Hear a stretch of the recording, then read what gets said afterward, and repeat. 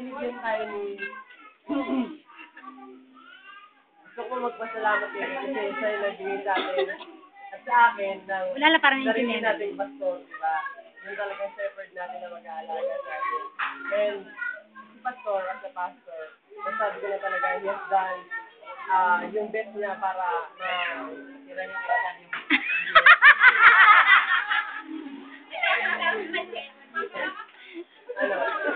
pero sa totoo lang po, yun yung he has done his job, yung ministry niya, na yun nga, yung alagaan yung mga tuba na pinagkatiwala sa kanya ni God. Si Pastor, masipag talaga si Pastor. Una na lang ako eh. Sinabi. Nagpapasalamat ko kay God kasi meron siyang binigay sa amin na mabait na pastor, at saka yung, ano talaga, yung kahit kasi siyempre po, di ba, dito po sa Maricaban, di ba, dati sa Parañaque, sa may Baclaran pa kayo nakatira, pero lumipat kayo dito, di ba? So, nagpapasalamat ko kay God kasi sa binigay niya yung sarili niya talaga para makapag-minister kay God. Kasi kung hindi sila lumipat dito, siguradong yung church natin, di ba, kapit natin, Nayo kung binibigyan ako.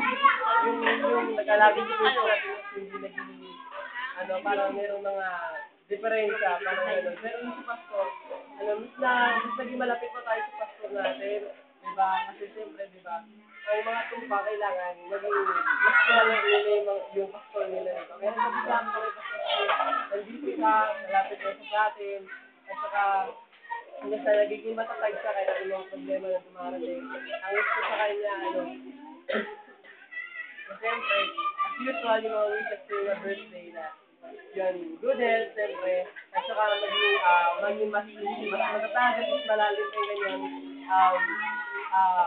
pagmamahal sa Diyos, at siyempre sa mga tupa niya sa atin, di ba? At saka, more anointing pa, siyempre, at saka, more knowledge and wisdom, good health, and wish ko rin po kay Pastor na lagi lang magkakaroon ng, always na mag-think positive, mag-aayaw, di ba? Yun, laging mag-aayaw, di ba? Mag-stand firm pa rin, di ba? So, so, yun. Think positive ba lang aayaw? So, gusto ko kay Pastor na, more birthdays to come, di ba? At saka siyempre, kapag sabi natin Dina, let's go naman. Susunod. Diba? Amen, amen. Amen. Kung ba lang election, mas good luck naman, or dadalhin na lang natin si Pastor na kablay na sa mga sa